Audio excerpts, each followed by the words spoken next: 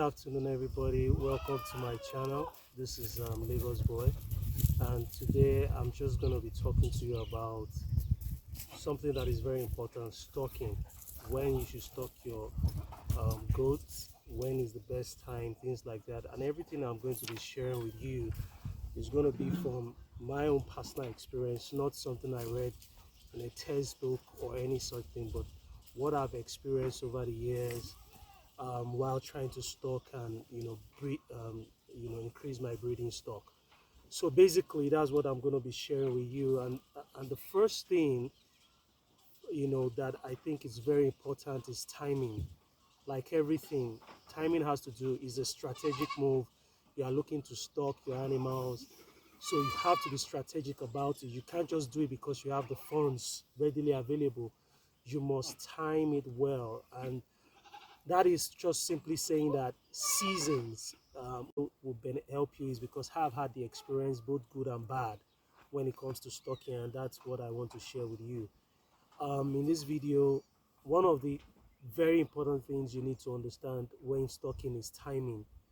You can't afford to stock at the wrong time. And what I mean by that is that if you're in Nigeria, for instance, where I'm from, we have 3 seasons in a year. We have the dry season, we have the raining season, and we have the Harmattan. Now, the best time for you to stock is during the dry season. Don't ever try to stock during the rainy season, and for obvious reasons. When you stock during the rainy season, goats naturally don't like water, from what you must have experienced. If you take a goat on a leash and you move it towards a puddle of water, the goat will do everything in its power to avoid getting into that water. Two things: it will try to scale over the water, or it will try to, you know, stay put and not go any further.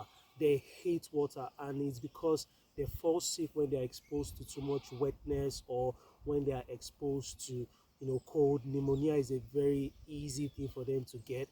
So you don't want to stock during the rainy season. Target the dry spell, target the dry season.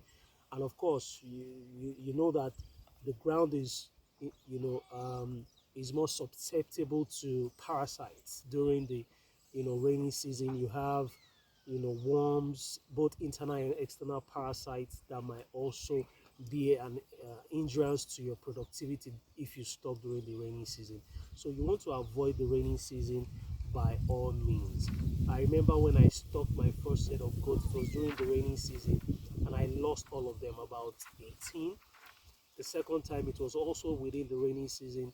I stocked about 22 or 25. I lost every single one of them. So you need to understand that it's very critical. It's a very strategic move. Stocking is strategic. You have to look at when is. You can't say because you have the money, you have the funds, your hands are itching, you just want to spend. No, you have to take it easy and begin to look at the time. When is the best time for me to stock? And the dry season is absolutely the best period. The second thing I want to advise you to also look into is the age of the goat that you are looking to stock. One of the very important things you want to avoid is to stock goats that are already advanced in age. I remember when I was just starting out, one of the things I wanted to do was to stock pregnant goats, so that they just come on my farm and they will produce there. That's so not realistic. One of the things you need to understand is that when after you stock, you vaccinate, and most of the vaccinations you give, one of the things you realize, for Dexanol for instance, it can abort pregnancy. So, and it's an anti-stress. It helps them to cool off or to cool down, to be more relaxed when um, they just arrive on your property. So you don't want to stock and you have to vaccinate and they are pregnant. So you want to go for adolescent goats, goats that are just coming out of being too young. They are fresh, very energetic, strong, and all of those kind of things. That is the best route to go. Target the young one. The third point I want to tell you about in this video is, when sourcing for your goats, you need to pay attention to where you source them from. I know that many a times, many of us that are looking to start our breeding program, we want to go into the market and source for goats, because one of the things that you should not do is buy your breeding stock from a goat and from a market for obvious reasons. I mean, if you look at it, um, if you have 10 goats and you're looking to sell off two just for cash, you're not going to take your best two to the market. You're going to take your weakest two. You're going to take the ones that are, you know, vulnerable, the ones that are very tired or weak or not just improving with all the feeds to the market to sell. So all of the goats that come into the market most times are aged, already tired, weak, goats that the owners are looking to get rid of and probably get fresh kids or fresh goats into their herd.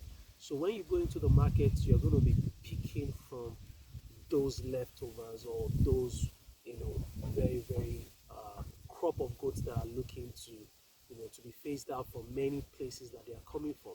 So what you want to do, if I'm you, is to look for credible breeders who already have, a solid herd of goats that you can go source from. You source because they are your breeding stock and you need to start strong.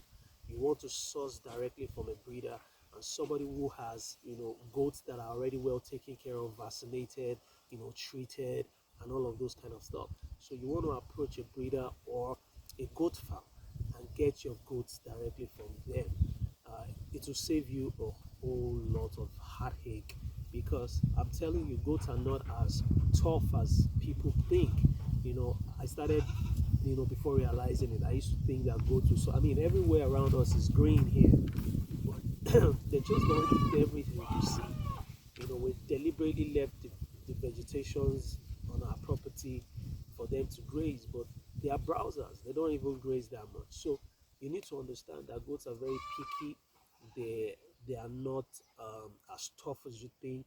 So it's gonna be you're gonna be doing yourself a lot of favor by following some guidelines to save yourself wasted time, wasted effort, and a lot of mortality on your farm. And the last point, or second to the last point, will be um, vaccination. Of course, before you start thinking of stocking, you must have two things ready. You must have the vaccination schedules ready, and you must have the vaccines ready for upon arrival. That is very critical. You can't just bring in goats and they are now showing signs of pneumonia, showing signs of other kinds of infections, and you don't have the drugs or vaccines ready to eliminate those threats. I mean, that will be giving room for those threats to fester and to grow and affect even other things you might have on your farm. So you want to quickly have the vaccination ready, and as soon as they land, you give them a few hours, then vaccinate them during the evenings. It's best you vaccinate early hours of the morning, or you vaccinate late, not too late, but in the evening, for two reasons. So even for you, it's going to help you not to be so tired, because vaccination is a whole lot of is a big deal, because a goat might need 6 to 7 injections and just one, and maybe you have 50 of that. I mean, that's a lot for you to be running through. So you want to take it easy and have all of those vaccines ready, and have people to assist. If you have a staff or two for them to assist you, that is it. And the final point, which is what a lot of people overlook, when you're stocking or after you've brought the fresh set of goats into your farm, one of the very important things you must do, that I do, that has given me the little result that I've had, is that I always stay 5 or 7 days with them. I'm not an absentee farmer by any chance, but I have a business that I also run in Lagos that requires me to be in Lagos, twice or more in a week. But I try to spend, when I have fresh goats on the property, on my farm, I try as much as possible to spend 5 or 6 or 7 days with them at a stretch. I do not allow, because one, I vaccinate myself. I don't give it to any hired hands to do. I do that myself because I want to see the results, you know, firsthand. You can't be an absentee farmer, obviously. So, but the most important thing is when your goods arrive, You want to stay with them, monitor them to ensure that you are having that improvement on their health, and you can see it day by day. If they are coughing, sneezing, all of those things, and you vaccinate them, you can see those um, symptoms dissipate or disappear within a few days as you're on the farm with them. You wake up in the morning, you go check on them, and this is where a lot of people actually missed it. I also made a couple of mistakes long time ago when I just stock a few. I don't follow the instructions on the bottle on the vaccines. You need to be diligent. The devil is in the details. You need to pay attention to what is said on those bottles, because when you don't follow it to the T, you will not get the result and you might still have mortality. So you need to vaccinate, follow the inscriptions on the bottle and the instructions as written on the bottle, and ensure that you vaccinate accordingly and follow through. I wish you the very best. I'm very, very sure that many of you will have questions.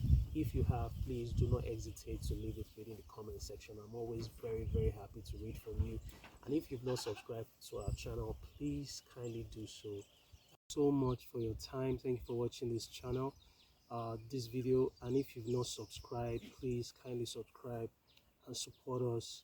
We promise that we'll continue to do our best to give you great advice as you take those steps to becoming a livestock farmer. Thank you so much, and God bless.